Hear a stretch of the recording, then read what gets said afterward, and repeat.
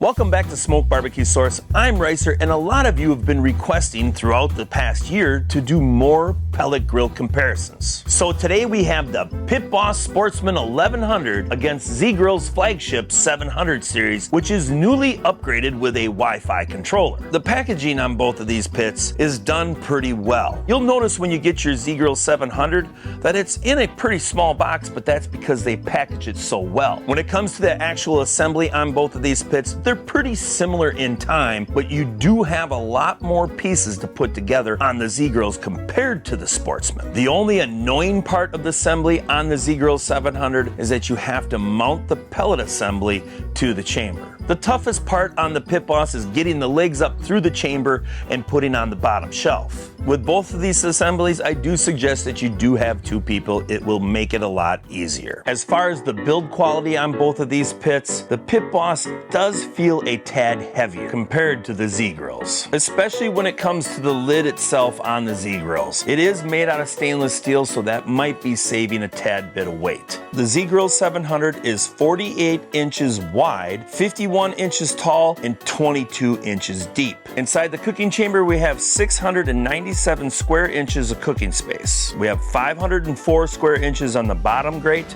and 193 on the top warming rack. It only comes in at 132 pounds, so it's pretty easy to move around. The Pit Boss 1100 is 64 inches wide, 52 inches tall, and 32 inches deep. When you're using the jerky rack on the Pit Boss, you have 1,610 square inches of cooking space because you have 3 shelves. You do not have a tremendous amount of room in between each one of these racks. So that middle shelf, it could come in handy if you're gonna do several racks of ribs. So in reality, we truly have 1,100 square inches of cooking space on this pit. On the bottom main grates, we have 711 square inches of cooking space and 410 on the top warming rack. One really cool feature on the Pit Boss is it does have a sear zone. You pull the handle over and that opens up direct flame from the fire pot, so you can give that meat a little kiss with some flame.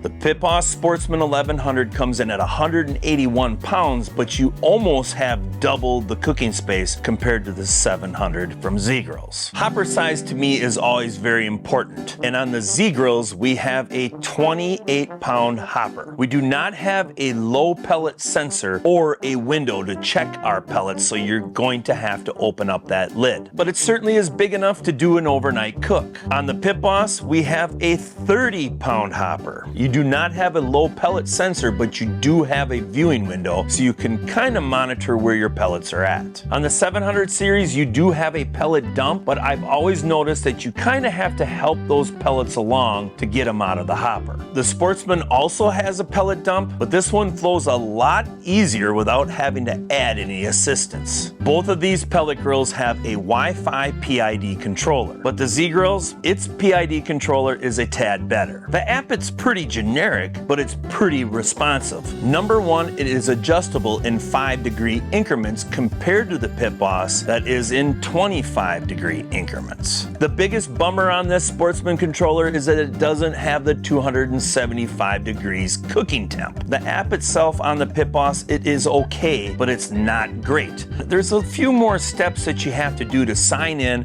and to even adjust the actual temperature, you have to kind of cancel the setting and then redo it. With the Z-Grills, you have 2 probe ports and they send you 2 probes. With the Sportsman, they have 2 probe ports, but they only send you one $11 probe. That's always kind of a for me, because if you have the probe ports, send all the probes. When it comes to some of the extra creature comforts on both of these pits, the Pit Boss, it has a side shelf with 3 tool hooks, and it is kind of a different little design with this easily take off little shelf to like carry your food around, but none of my cutting boards would ever fit on this, so to me it's not a big deal that it is removable. I guess it's nice for cleanup, but I wish I could actually like just turn it upside down so the shelf was flat. The other nice feature, it has a nice folding shelf on the front. The Sportsman, it also has a nice and sturdy bottom shelf. you have 2 wagon wheels and 2 front locking and rotating casters. For me, I wish it had 4 rotating and locking casters. I'm not a big fan of the wagon wheels. But one nice thing on the outside of the Sportsman is you do have a bottle opener and a small little trough that you can store either a couple little spice rubs or maybe even put your probes in there for the next cook.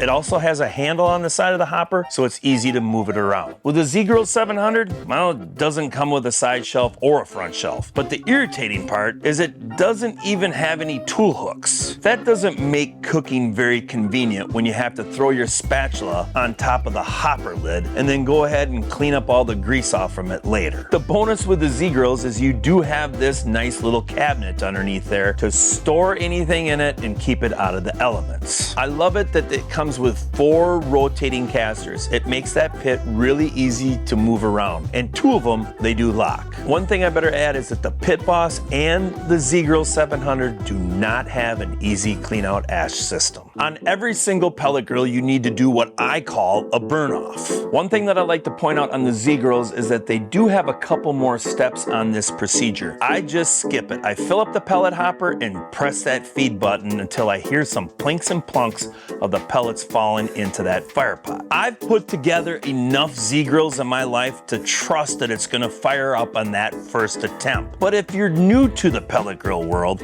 it doesn't hurt to follow that procedure. You will kind of at least learn how it works. During the burn off process, I did notice that the Pit Boss 1100 does smoke a tad more than the Z-Grills. When it comes to cooking on both of these pits, I did not see a big difference between the two. One of the first things that I always like to test is how they do for ribs, because most of you people that are buying your first pellet grill, you're all excited about smoking up some bones. I did some wrapped, mudded up ribs on the Pit Boss and they turned out great. And then I did some no wrap, straight through mudded up ribs on the Z-Grills, and look at the color that these bones got. And both of them, they turned out exactly how I like, a perfect bite off the bone. I will say when I tested pork butt on both of these pits, the Pit Boss did have a tad darker bark compared to what I got on the Z-Grills. The most memorable cook that I had on the Z-Grills is I did up some chicken halves, and wow,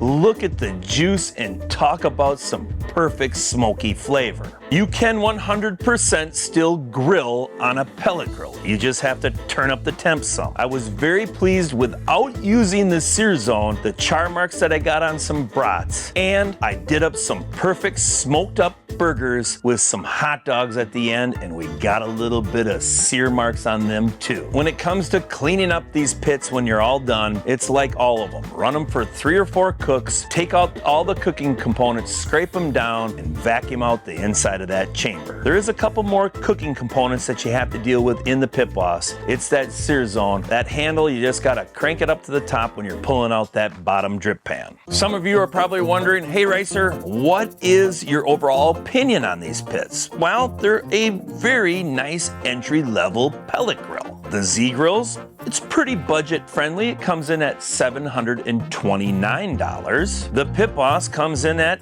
$799, but again, you're getting a tad bigger pit. I think both of them are great for a small family, but with the Pit Boss, you can pack in a little bit more food if you're a big entertainer. Some of the pros and cons, the Pit Boss, it feels pretty heavy duty and sturdy, but it's not the easiest to move around. With the Z-Grills, well, it moves around really easy, but it's pretty bare bones. It does have a much better controller and app, so you have to pick which options and pit works best for you. Now, if you're looking for pricing or a more in-depth review on the Z-Grills or the Pit Boss, check the description below. Now, I appreciate you watching, and I'll see you in the next video.